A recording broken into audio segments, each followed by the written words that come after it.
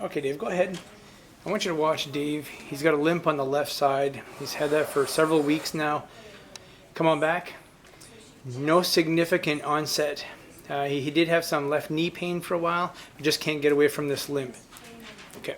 Hello everybody, this is Paul from Ortho Eval Pal. What I want to talk about today is really, I'm going to do a cold evaluation on this patient here, okay? So he walks in today, as you saw in the previous video, he had quite a limp on the left side.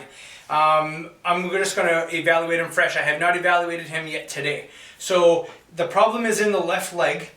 So we take a look at this right one. He extends well. Here you can see where he does not extend very well.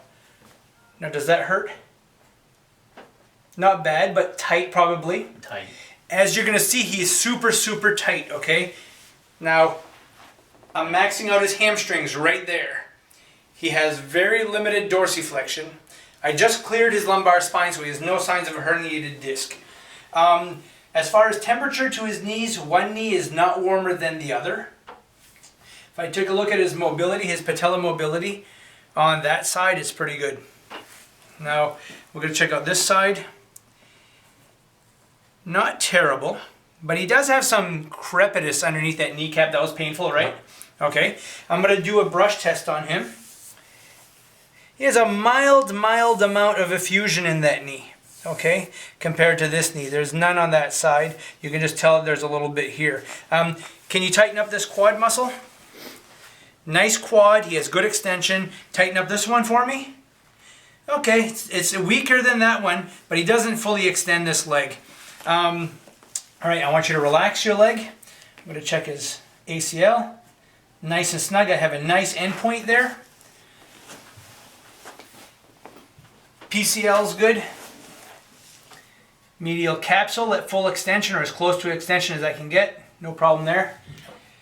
Medial collateral. No problem. I'm going to do his lateral capsule. No instability at all. Bend that knee. LCL. No problem there.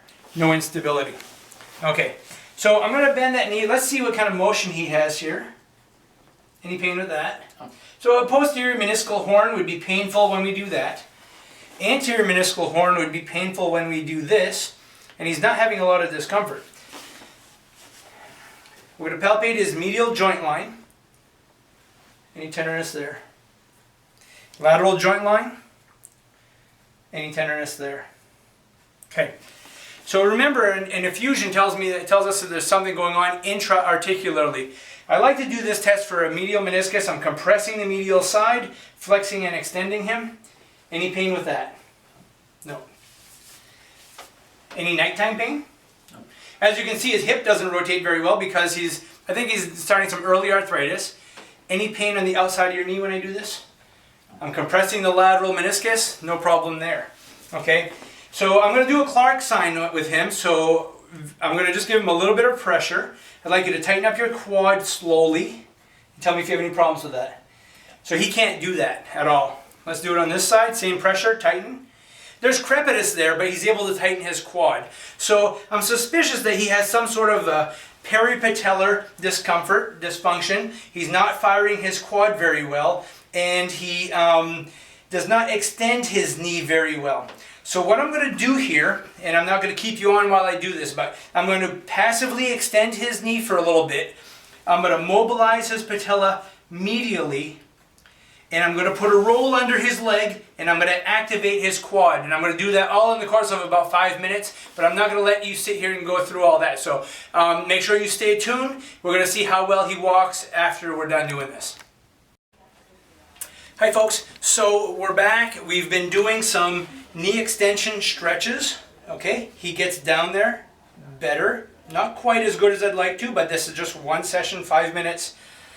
From there, we went into some aggressive patella mobilization medially. One thing I failed to mention earlier is that he has a lot of discomfort in the supralateral patello-femoral joint. So he has lateral patella compression syndrome. Okay, following that, we had him do some very aggressive quad sets. Tighten up your quad. We put the towel roll there because when the towel roll is not there and you don't have full extension, you're going to have some patello-femoral discomfort. Tighten hard, hard, hard. Kneecap doesn't hurt when you do that, does it? Okay, and it did earlier, and he was very uncomfortable. So we're going to try this here. We're going to have him walk now, and we're going to see if there's any difference with his walk. Okay, so come on out. And walk down.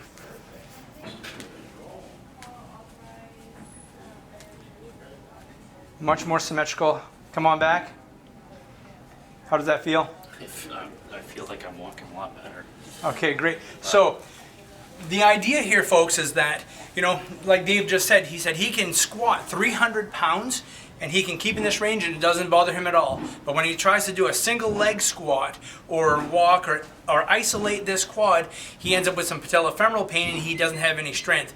So patello-femoral pain can cause a significant amount of quad shutdown or reflex inhibition. It's a powerful thing, okay? So what we did in 5 minutes made a significant change with him. So what we're going to do is we're going to put him into a machine, a leg extension machine. We're going to extend that knee. We're going to stretch out that posterior capsule, and we're going to get him to fire that quad at full extension better. And we're going to notice a significant difference with that. And your quality of life is going to be much better. So those 3 little things, it's not much, but it's about diagnosing and evaluating the appropriate problem. So stay tuned. We're going to have a lot more content for you guys in the near future. Thanks.